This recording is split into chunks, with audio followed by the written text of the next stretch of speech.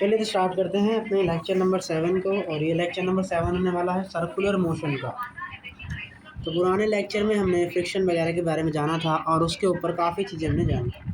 Friction क्या है? Friction relative motion या टेंडेंसी ऑफ रिलेटिव मोशन होता है फ्रिक्शन। अगर लोकोमोटिव है, लिविंग ऑब्जेक्ट है, तो फ्रिक्शन उसी की डायरेक्शन में लगता है। ये हमने कल की क्लास में जाना था। हमने कल ये निकाला था कि अगर सर्कुलर टर्निंग होती है कार की, तो उसके केस में टेंजेंशियल अगर वेलोसिटी कांस्टेंट है तो टेंजेंशियल एक्सीलरेशन क्या आता है? 0 आता है। और वेलोसिटी मैक्सिमम कितनी आती है? √μ(r). और अगर टेंजेंशियल एक्सीलरेशन इज नॉट 0, मतलब वेलोसिटी कांस्टेंट नहीं है, तो उसके केस में होगा क्या? फ्रिक्शन किसी एंगल पे लग रहा होगा और उस फ्रिक्शन का वैल्यू MAT से निकालेंगे। और फ्रिक्शन टू सेंट्रीपिटल एक्सीलरेशन से मतलब mv²/r से आएगा। अब आप दोनों का नेट करके फ्रिक्शन निकाल लेंगे और फिर फ्रिक्शन को लिमिटिंग केस के बराबर कर देंगे। आपको वहाँ से जो भी पूछा होगा वो यहाँ पे मिल जाएगा।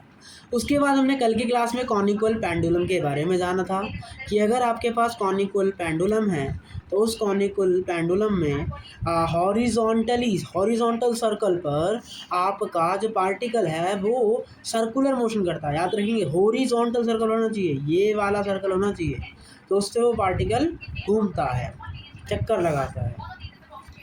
तो net force perpendicular to plane of circular motion is 0। तो T cos theta is equals to mg and T sin theta is equals to mv²/r, मतलब ओमेगा² ओमेगा बराबर v upon R and T is equal to 2 pi upon omega. और ये हमने triangle आपको याद करने को कहा था। आइए अब कॉनिकल पेंडुलम के भाई बहन से मिलते हैं। कहने का मतलब, अगर कॉनिकल पेंडुलम अगर ऐसे आ जाए तो आप कैसे करेंगे? बिल्कुल सेम। आपको कौन सा सर्कल लेना होता है? Horizontal circle. कौन सा सर्कल लेंगे आप? हॉरिजॉन्टल सर्कल लेंगे। ये वाला, ये हॉरिजॉन्टल नहीं है। हॉरिजॉन्टल कौन सा है? ये हॉरिजॉन्टल सर्कल है। कॉनिकल पेंडुलम ये है, तो इसका मतलब आपका ये हॉरिजॉन्टल सर्कल होगा। बात वही है, वो हॉरिजॉन्टल ही है। तो ये आपका क्या हो गया? हॉरिजॉन्टल सर्कल हो गया। मतलब पार्टिकल ऐसे घूमेगा, ऐसे करेगा, ऐसा सर्कुलर मोशन करेगा वो, बिल्कुल ऐसे। तो आप FBD बना लीजिए। रेडियस R हो गया। ये M ब्लॉक है, इस पर नीचे की तरफ क्या लगेगा? mg लगेगा। इससे नॉर्मल लगेगा बट एंगल थीटा पर लगेगा, कोई फ्रिक्शन वगैरह नहीं है। ये हाइट आपको h दी है, तो होगा क्या? ये n cos थीटा हो जाएगा और ऊपर वाला n sin थीटा हो जाएगा। चूँकि ये वाले ये सर्कुलर मोशन कर रहा है, इसका मतलब n sin theta is equal to mg होना चाहिए। और दूसरा, ये सर्कुलर मोशन कर रहा है तो n cos थीटा क्या प्रोवाइड करवाएगा? सर्कुलर FC, सर्कुलर फोर्स, उसका मतलब mv²r के बराबर हो जाएगा। तो आप ये वाली कैलकुलेशन यहाँ पे करेंगे और आपको ये वाला ट्रायंगल ध्यान रखना है। कौन सा ट्रायंगल जी? ये वाला ट्रायंगल, H, थीटा और R। तो इस तरीके से इस उल्टे कॉनिकल पेंडुलम में आप ऐसे जो है कैलकुलेशन करेंगे। तो आपको ये वाला क्या लेना है? सर्कल लेना, हॉरिजॉन्टल लेना है, याद रखेंगे। अब अगर आपके पास ये आ जाए तो कैसे करेंगे? या आ गया आधा कटोरा, सेमीज, तो इसमें भी क्या आपको कौन सा लेना है? ये वाला कि हॉरिजॉन्टल वाला? जी हॉरिजॉन्टल वाला। और वो क्या है? ये क्या है? वो आपका पार्टिकल ये है। तो अब इसका क्या बनाएंगे? FBD बनाएंगे। तो इसका FBD बनाते हैं। तो ये आपका ब्लॉक M हो गया। अब ये M ब्लॉक है तो इस पर इधर की तरफ पहले यहाँ पे नॉर्मल लगेगा, नीचे mg लगेगा। अब थीटा देखो, ये थीटा है तो Z बन गया, तो ये क्या होगा? थीटा होगा। इसका मतलब ये हो गया n cos थीटा और ये हो गया n sin थीटा। अब क्या हो जाएगा? n sin theta is equal to mv²/r और n cos थीटा बराबर mv। तो यहाँ पर ये दो इक्वेशन मिल गई और अपने को ये वाला यहाँ पे ट्रायंगल मिल गया। सारी इक्वेशन आपने बना ली। अब आपके जो भी पूछे क्वेश्चन में आप निकाल सकते हैं। तो मेनली ध्यान रखने वाली बात क्या, आप कौन सा सर्कल चाहिए? हॉरिजॉन्टल सर्कल चाहिए। चलिए अब हम अर्थ के ऊपर जाते हैं और वहाँ पे देखते हैं क्या काम करना है। अर्थ पे जाएंगे तो अर्थ ऐसे घूम रही है, लेकिन हमें कौन सा मोशन करना है? Horizontal circle. हॉरिजॉन्टल सर्कल क्या होगा? इसी मोशन को आप हॉरिजॉन्टल सर्कल कहोगे। अगर ये मास m है जो कि धरती से है, तो ये कुछ एंगल पर रखा होगा, ये इसको हम थीटा बोल देते हैं। तो यहाँ पे नॉर्मल लग रहा होगा, Z बन गया हमारा। ये क्या बन गया जी? Z। इसका मतलब ये वाला एंगल इस वाले एंगल के बराबर। और यहाँ से देखो तो ये वाला एंगल इस वाले एंगल का वर्टेक्स एंगल है ना, अपोजिट वर्टेक्स एंगल जो भी है, दिशा भूमिक कोण। अब ये एंगल पता लग गया। तो अब हम क्या करते हैं? हम जो है अर्थ पे जाके बैठ जाते हैं, क्योंकि अर्थ भी मूव करेगी और कोई फोर्स आएंगे, इससे अच्छा है मैं अर्थ पे जाके ही बैठ जाता हूँ।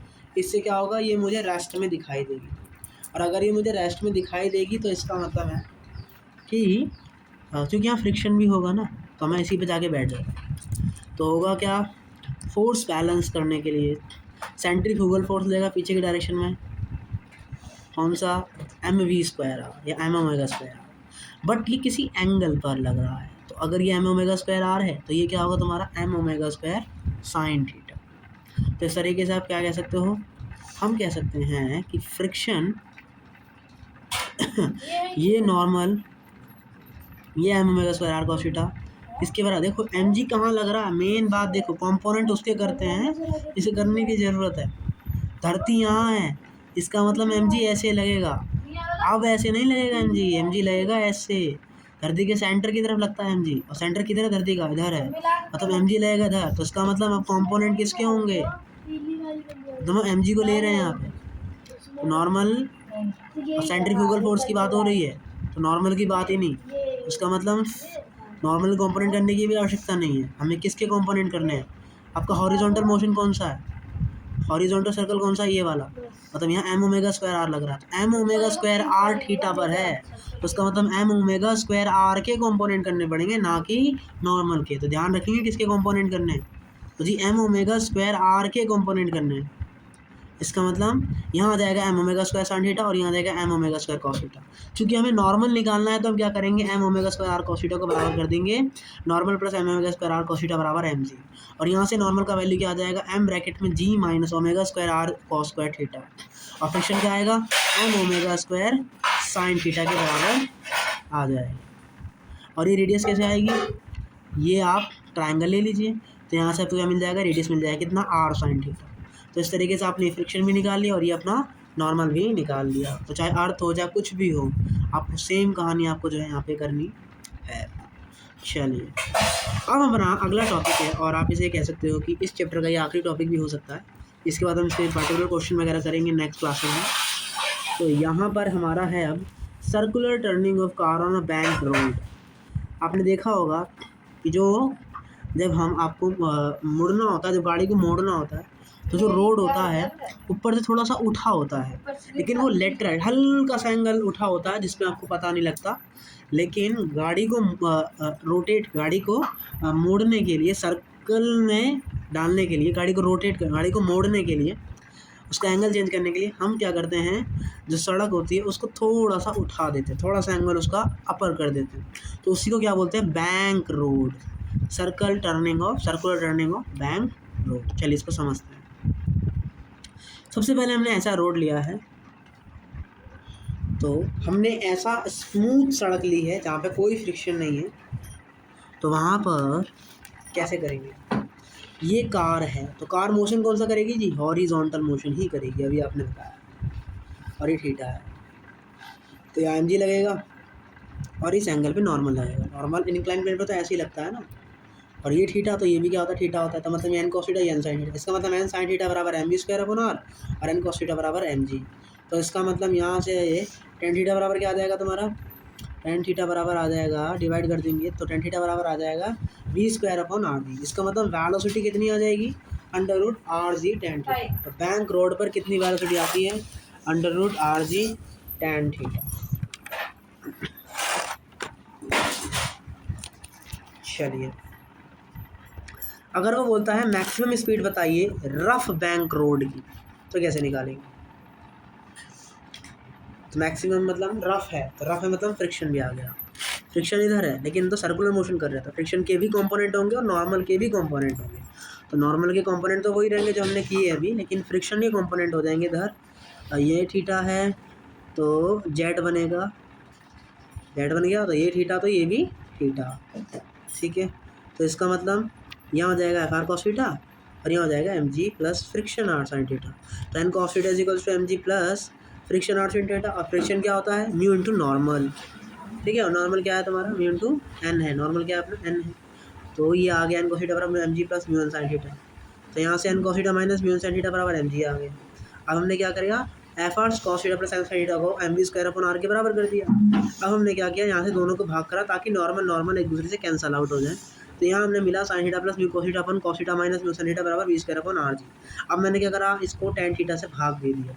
अगर मैं इसे टेन थीटा से भाग दूंगा, साइन थीटा कॉस थीटा किससे भाग दिया, कॉस थीटा से, तो ये टेन थीटा बन जाएगा, ये म्यू बन जाएगा, ये 1 बन जाएगा और ये म्यू टेन थीटा बन जाएगा, जो कि इसके बराबर है m B square m g upon मतलब v square upon are g के ये जो है बराबर है। तो यहाँ से क्या आंसर आया अपना, tan theta plus mu upon 1 minus mu tan theta बराबर we square upon are g. अब हमने क्या किया, इसको हम क्या लिख सकते हैं, अगर मैं म्यू को टेन थीटा, म्यू को मैं टेन फाइव बोल दूँ, अगर मैं म्यू को टेन फाइव बोल दूँ तो मेरा ये बन जाएगा, और ये किसका फॉर्मूला है, टेन ए प्लस बी का, उसका मतलब टेन थीटा प्लस फाइव बराबर we square upon are G. तो यहाँ से मैक्सिमम वेलोसिटी कितना आ जाएगा तुम्हारा, under root R G tan theta plus five. तो याद रखेंगे कि अगर स्मूथ बैंक रोड है तो मैक्सिमम वेलोसिटी कितना आता है, under root R G tan theta, और अगर रफ बैंक रोड है तो मैक्सिमम वेलोसिटी कितना आता है, वी बराबर under root R G tan theta plus five, जहाँ टेन फाइव बराबर क्या है, म्यू है। याद रखेंगे जहाँ टेन फाइव बराबर क्या है, म्यू। और मिनिमम स्पीड क्या आती है, सेम आप काम करोगे तो मिनिमम स्पीड के लिए आपका डायरेक्शन आपको अपोजिट कर देने का, क्योंकि मिनिमम बोल रहा है तो फ्रिक्शन इसका अपोजिट हो जाएगा। तो सॉल्व करोगे तो यहाँ से वेलोसिटी मिनिमम कितनी आएगी, under root R G tan theta minus five. तो हमें जो फाइनल याद रखना है वो याद रखना है, under root R G tan theta minus five, under root R G tan theta plus five, और बी बराबर under root R G tan theta, ये जो है आपको याद रखना है। चलिए और ध्यान रखेंगे सर्कुलर मोशन में ही हम कंपोनेंट करते हैं और किसी में कंपोनेंट नहीं करते। आइए क्वेश्चन से समझते हैं। Find speed of a car which have no reaction no friction is acting on car, velocity maximum and velocity minimum.